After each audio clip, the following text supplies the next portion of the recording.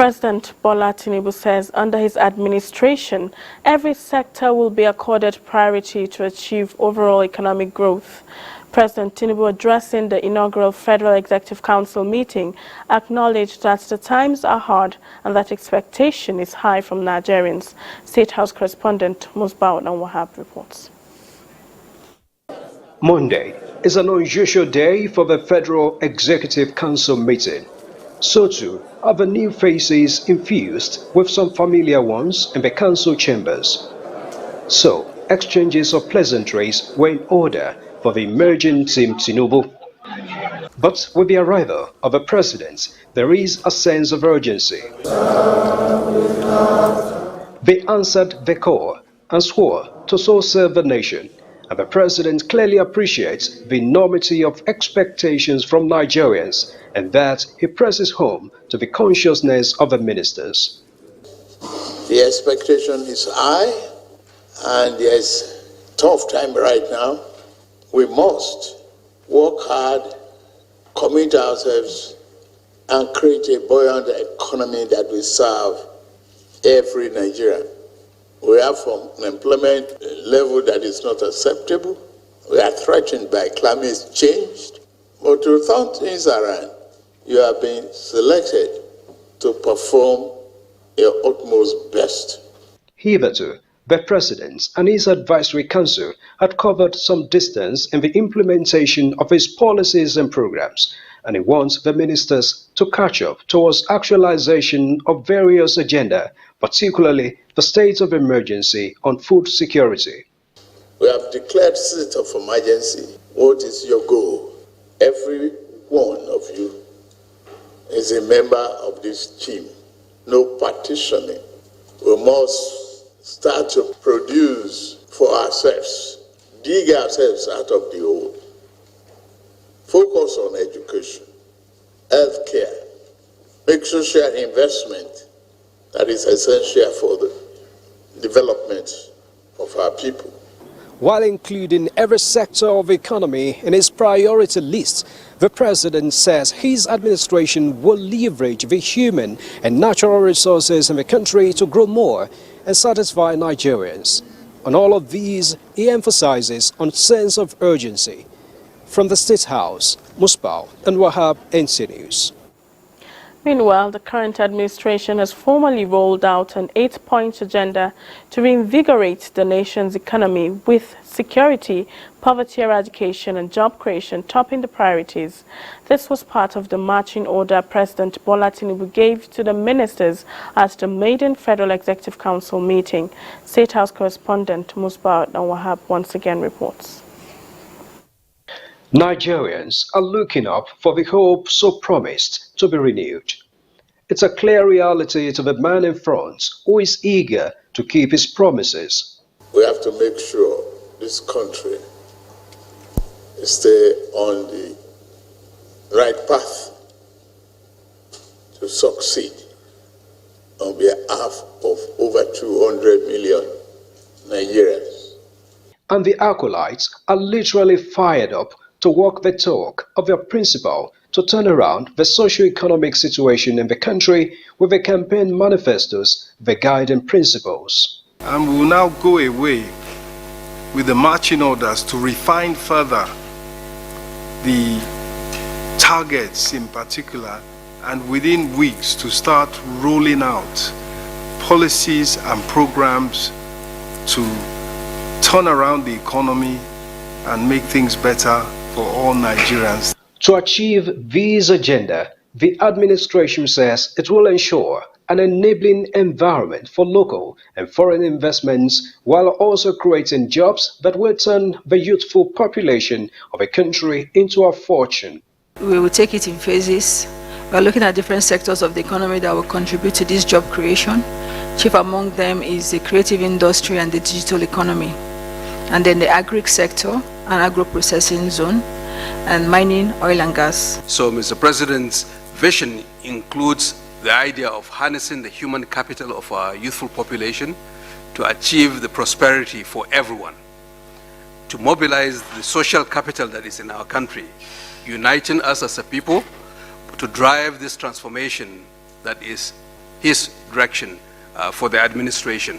The government is equally giving priority attention to other sectors including micro, small and medium enterprises as well as health, education and agriculture. To make sure that food is available, affordable and accessible. Right now, the industry is faced with so many challenges. We have the challenges of insecurity, we have the challenges of flooding. Third challenge we have now is the invasion of migratory pests, killer birds and insects that are creating havoc in the northern parts of this country. We have the harvest season coming up and we need to urgently tackle that issue. Mr. President's vision is to ensure that Nigeria recovers lost time as quickly as possible, and Mr. President is desirous of ensuring that results begin to be seen on ground for the ordinary Nigerians. From all of these, drastic and positive changes are certainly the desire of Nigerians, and these ministers are positive that the citizens will begin to feel the impact of the current administration very soon.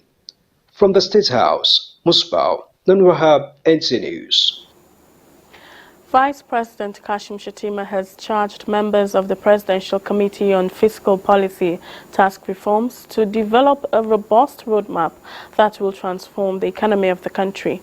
The Vice President gave the charge when he received in audience members of the committee led by the chairman, Mr. Taiwo Oyedele, at the Presidential Villa.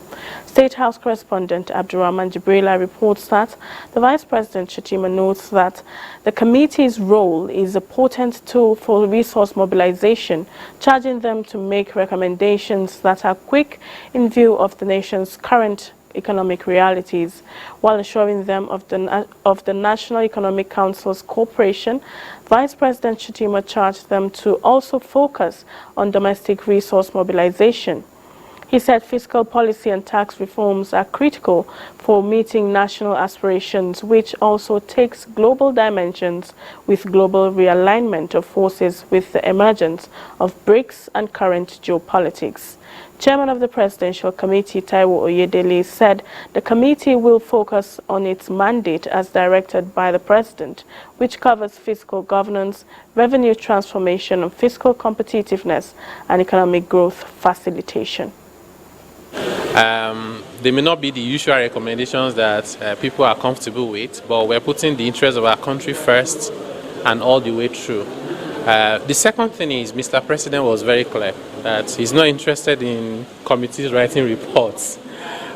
He has said to us, as you recommend and you get the approval, go ahead and help me to implement. So that's why we have milestones, 3 of them. The first one is the first 30 days, which is where we're focusing on the quick wins, interventions around fuel subsidy removal, exchange rate stability. Showed that the committee would engage with Nigerians both at home and abroad, as well as with all segments of the society.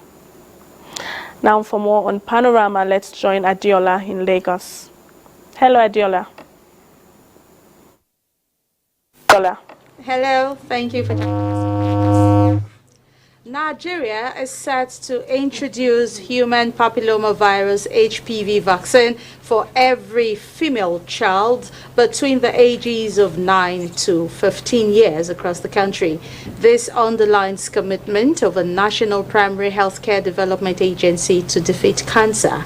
Oluseyi Diagbo was at the biennial Religious Leaders Review meeting in Abuja, where the matter was in the front burner.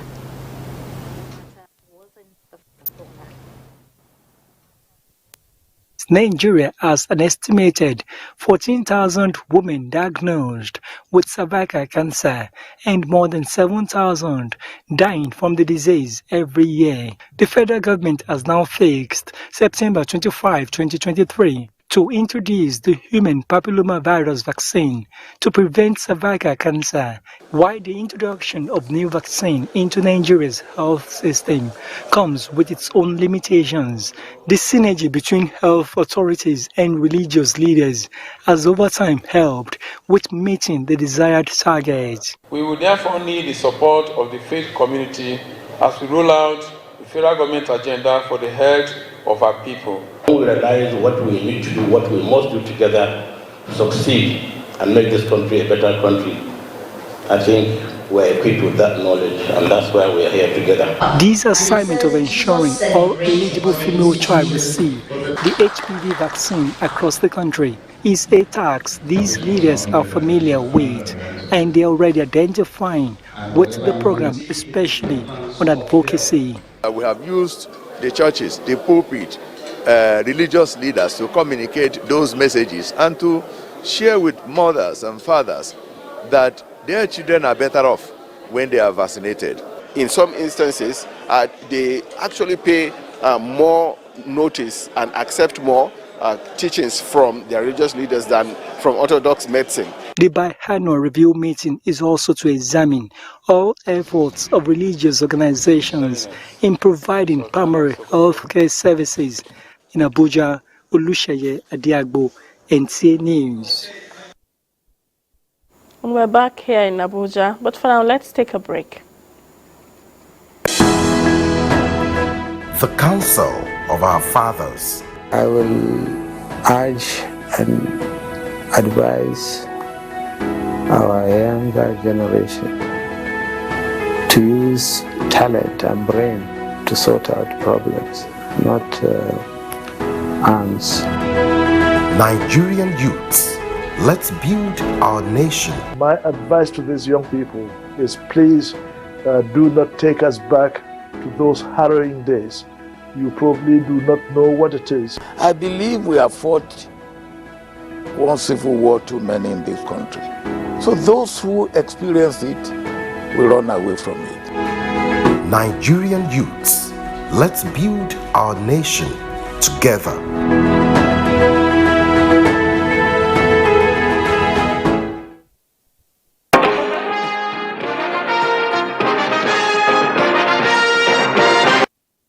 Staying with us on the news.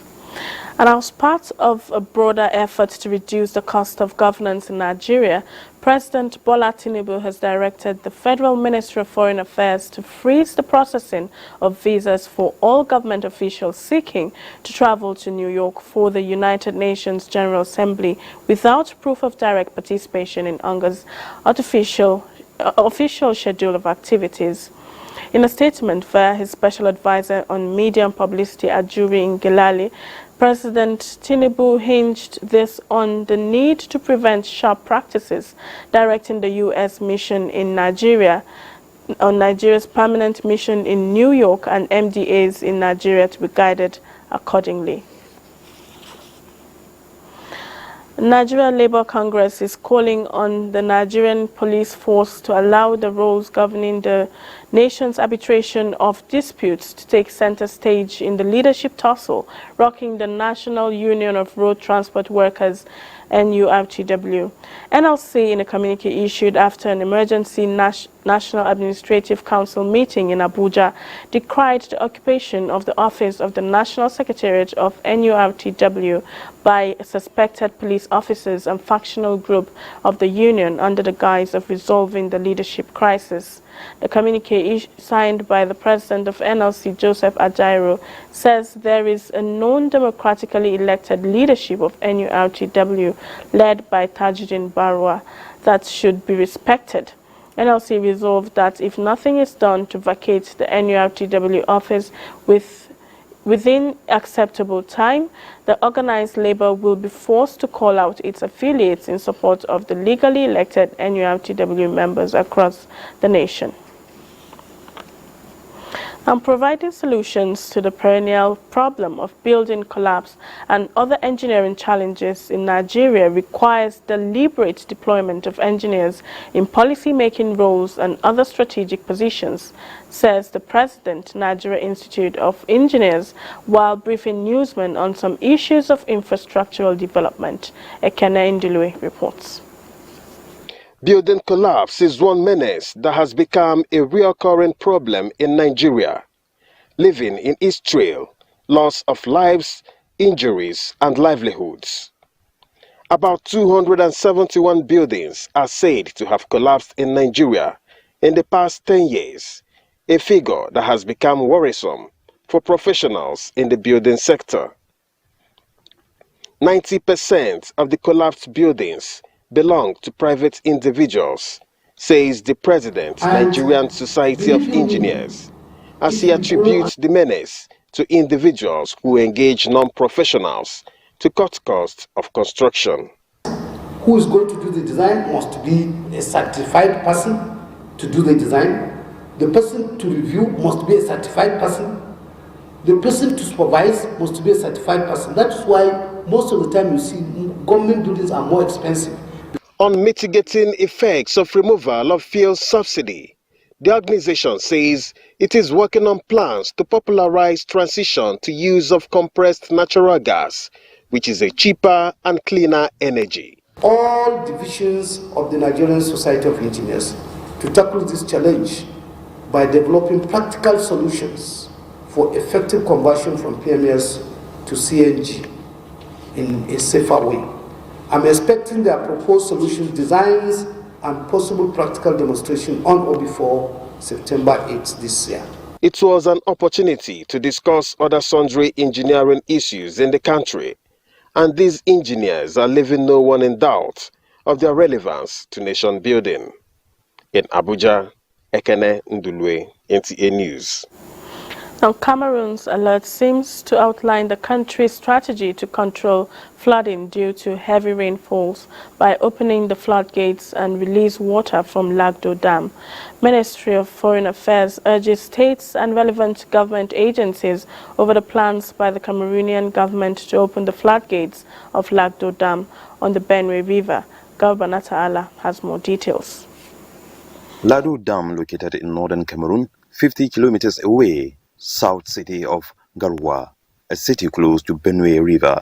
Lagdo Dam was built during the administration of President Amadou Ahidjo, first president of the United Republic of Cameroon, who served from 1960 to 1982. The dam was intended to supply electricity to the northern part of Cameroon. Between 1977 and 1982, Lagdo Dam was built and managed by a Chinese company, the China International Water and Electric Corporation, and International Power Company AES Corporation that runs the hydroelectric dam with the potential of reserving 7.7 billion cubic meters of water. Over time, its capacity dropped, reaching a capacity of 1.6 billion cubic meters as at 2021. For 4 decades, water released from Lagdo Dam continues to affect states across Nigeria.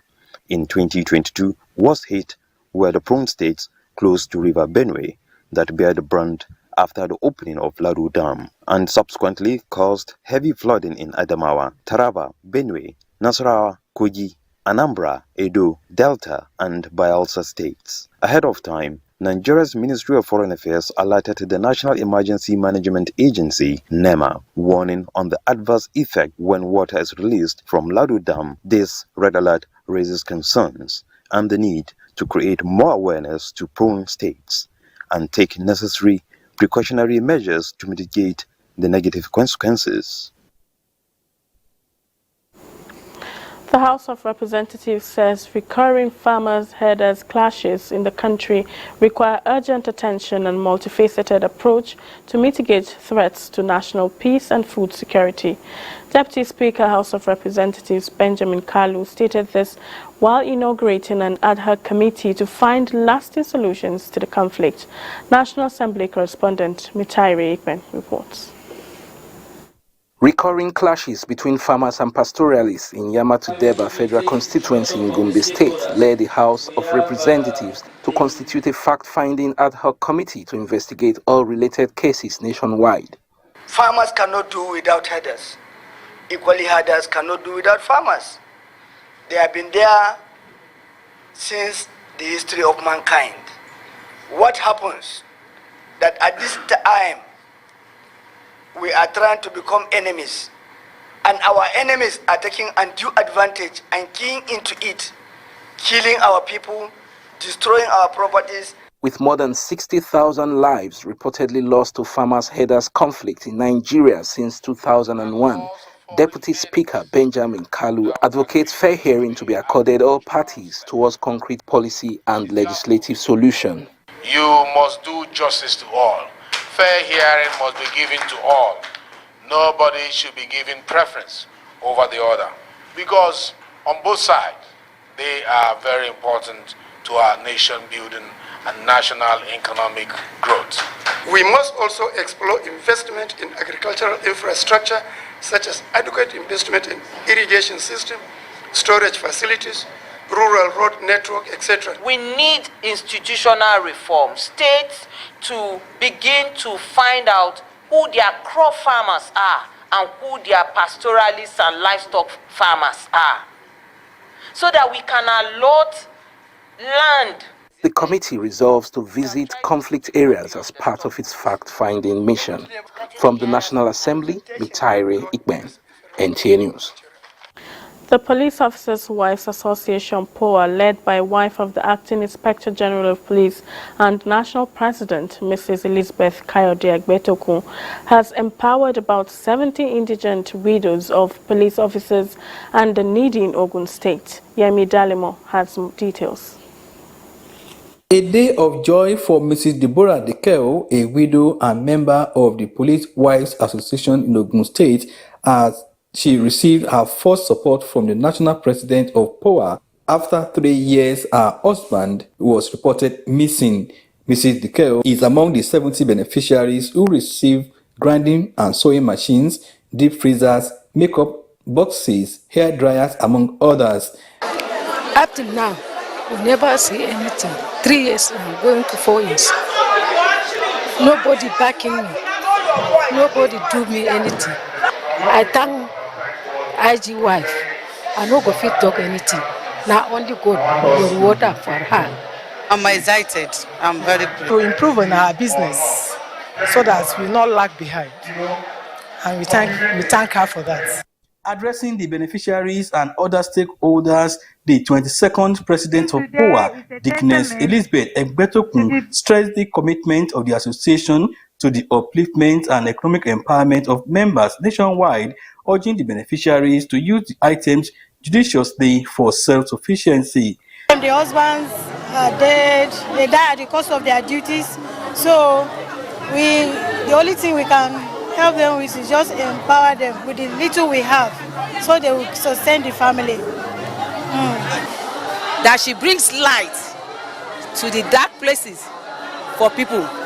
She extends her palm to the lonely one, and she gives to the poor. Our beloved mother, on behalf of the entire command, we appreciate from the depth of our hearts this life-transforming support. Earlier, the wife of the police boss led an endurance and fitness walk across some major streets of Abeokuta and inspected the police barracks in the state capital. She also led the police officers' wives on the sanitation and cleaning exercise of the police barracks in Abeokuta, Ogun State capital. Yemi Dalimo, NTA News. A sports update is next.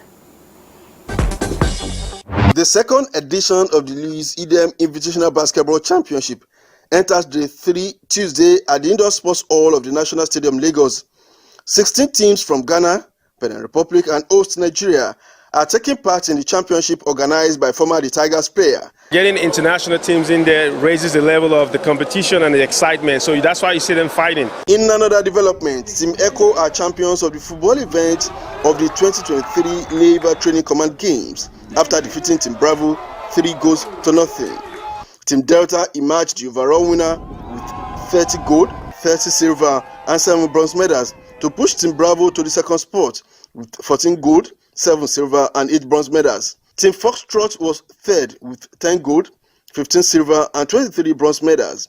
It fosters unity in the military, not just about the physical aspect of the training. It's going to unfold many more strategies to keep the Navy the best fighting force we have in Africa. In tennis, 9-year-old Goodluck Sakwe from Bayelsa State, like many junior players across the country, was discovered at a tender age. His tennis journey began with watching tennis star Novak Djokovic, and with the help of his coach, he has featured in 3 national championships and got to the semi-finals of the last one in Lagos. I like to volley. and play more drives instead of going to the net. How to make them come to tournaments and win tournaments? You need sponsors. In boxing, Nigeria's Ridwan Oyekola, popularly known as Eshe Ogboyinbo, is set to take on Kisuki Matsumoto on Wednesday in search of Japan National Featherweight and vacant WBO Asian Pacific Featherweight titles. Nigeria's spirit in me will inspire me to win the fight, and I'm coming back to Nigeria with the 2 belts. It's going to make Nigerian proud, and being the first African that will be doing the feat. The bout is scheduled for Tokyo in Japan. With sports update, Olumide Guntola, NTA News. And that's Panorama today. Thanks for your time.